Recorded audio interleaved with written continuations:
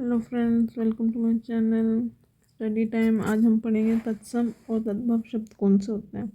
तत्सम दो अक्षरों से मिलकर बना है, तत्स जमा सम। तत् का मतलब होता है उसे और सम का मतलब समान। जो संस्कृत के सेम वर्ड लिए जाते हैं हिंदी लैंग्वेज में वो तत्सम कहलाते हैं, और उसमें थोड़ा फेर बदल करके जो वर्ड लिए जाते हैं जिसमें हल्का डिफरेंस आ जाता है वो तद्भव कहते हैं। तत् जमा उससे और भव मतलब उत्पन्न। परिभाषा तत्सम शब्द की होती है संस्कृत भाषा के एक शब्द, ऐसे शब्द जो हिंदी भाषा में जो के त्यों या बिना किसी विकार या परिवर्तन के प्रयोग किए जाते हैं उसे तत्सम शब्द कहते हैं। जैसे अग्नि, आम्र, क्षत्रिय। और तद्भव शब्द वह शब्द होते हैं जिनको हिंदी भाषा में प्रयुक्त होने वाले कुछ ऐसे शब्द जो संस्कृत भाषा में विकार या परिवर्तन के साथ हिंदी में प्रयुक्त किए जाते हैं उनको तद्भव शब्द कहा जाता है। तत्सम कौन से शब्द है और तद्भव कौन से शब्द है, ये हम कुछ रूल से पता कर सकते हैं। जैसे ऊपर बिंदी है तो वो हमेशा मोस्टली तत्सम वर्ड आते हैं। जैसे अंधकार, वन, कंटक, ये शब्द जो हैं वो तत्सम हैं। और अगर चंद्र बिंदु आया, अनुस्वार जो है वो तत्सम है। अगर चंद्र बिंदु लगा है तो वो तद्भव वर्ण है। जैसे कांटा, अंगरखा, अंधेरा, बांधा।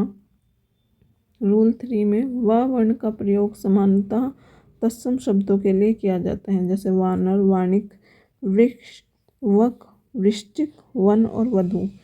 इस व को अगर हमें तत्सम को तद्भव में चेंज करना है तो वा का बा बन जाता है। जैसे वानर का बन गया बंदर, वाणिक का बन गया बनिया, वृक्ष का बन गया बैल, वक का बन गया पगुला, वृश्चिक का बन गया बिच्छू, वन का बन गया वन और वधु का बन गया वधु। नेक्स्ट है श वर्ण का प्रयोग सामान्यतः तत्सम शब्दों में किया जाता है। सामान्यता की बात हो रही है यहाँ पे, कोई एक्सप्रेशन ऐसे नहीं जो होता है एकदम अलग शब्द वो हर एक लैंग्वेज में होता है, बट सामान्यता मोस्टली ये श से जो होते हैं वो तत्सम शब्द में आते हैं। जैसे क्षत्रिय, पक्षी, शक्त्र, अक्षर, क्षमा और शीर। शीर बहुत इम्पोर्टेंट है, ये आता है। शीर का तद्भव शब्द बनता है खीर। क्षत्रिय ख और द में परिवर्तित हो जाता है। जैसे क्षत्रिय का बन गया खत्री, पक्षी का बन गया पंछी, छत का बन गया छत, अक्षर को लिख देते हैं अक्षर, क्षमा को बन देते क्षमा और शीर को लिख देते हैं खीर। जिन शब्दों का प्रयोग प्रातः स और थ, आधा स थ और स और त, स्त और स्थ से होता है वो सामान्यतः तत्सम शब्द होते हैं। जैसे स्थान, स्थल, स्तोक, सत, स्तन और स्तंभ। अगर इन्हें चेंज करें तद्भव वर्ण में तो थान बन जाता है, थल बोल देते हैं स्थल को, स्तोक को थोड़ा स्तन को थन बोल दिया जाता है और स्तंभ को थम या खंबा भी कह देते हैं। रूल नंबर 8 में आ जाता है जो र जितने भी होते हैं जैसे वो होते हैं तत्सम वर्ण। जैसे प्रेम, हृदय, क्रोध, चंद्र, ड्रम आदि। जहाँ पर र वर्ण प्रयुक्त होता है वो सामान्यतः तद्भव शब्द आते हैं। जैसे बर्तन, दर्शन, अनार और दर्पण। अगर इसका तत्सम वर्ण भी लिखना हो तो बर्तन का ऊपर रा लगा देंगे तो बर्तन, दर्शन में भी ऊपर ला लगाएंगे तो दर्शन, दर्पण।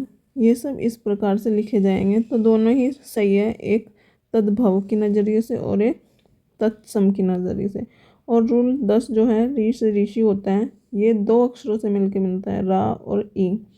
तो जो भी ये होते हैं तो वो तत्सम वर्ड होते हैं। जैसे ग्रह, पितृ, मातृ, भ्रात या नृप। अगर ग्रह को तोड़ें तो ग जमा ऋषि प्लस हा जमा आ, ये टूटता है ग्रह का। ये इम्पोर्टेंट है, ये हमें याद रखना। अगर हम इसे रिश्तों नातों के संबंधित तद्भव और तत्सम वर्ण में बांटते हैं तो ये दूल्हे का जो तद्भव शब्द है उसे तत्सम में दुर्लभ बोलते हैं। बारात का वर यात्रा, बहू का वधू। ससुराल को बोलते हैं स्वसुराल्य और ससुर को बोलते हैं स्वसुर। सास को ससुर, साली को सयाली। ठीक है, और देखते हैं हम। सालों को सयाला, साड़ू को सयाली वोढर, दमाद को जमाता, जमाई को जामृत जामृत, माता को मातृ, पिता को पितृ, भाई को बोलेंगे भ्रात भ्रात, बहन को भागिनी, भाभी को भार्य भ्रातृ भार्या, नंदोई को नंद्रुपति, मामा को मातुल्य, बुआ को पितृ स्वासा, देवर को द्वर, सोत को सपत्नी। जिन पे स्टार लगा है वो मोस्ट इम्पोर्टेंट है, बाकी सारे ही इम्पोर्टेंट हैं। अगर बालों का देखें तो केश, सिर को देखें तो शीर्ष, माथा कहते हैं मस्तक, आँख अक्षी, नाक नासिका, कान कर्ण, हाथ हस्त, पैर पाद, पीठ पृष्ठ, भौं भ्रू, उंगली अंगुली, मूछ शमरुषु, दाढ़ी दृष्टिका, कोहनिका कौफड़ी, मुंह का मुख, अंगूठे का अंगुष्ठ, जांग का जंघा, कोक का कहते हैं कुशी, गांठ का ग्रंथि, आंत का अंत्र, हल्दी हरिद्रा, इलायची एला, अदरक,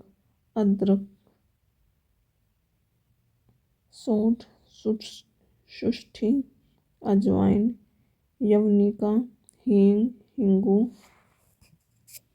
नमक लवण या नून कह जाते हैं, जीरा जीरक, मिर्च मरीच,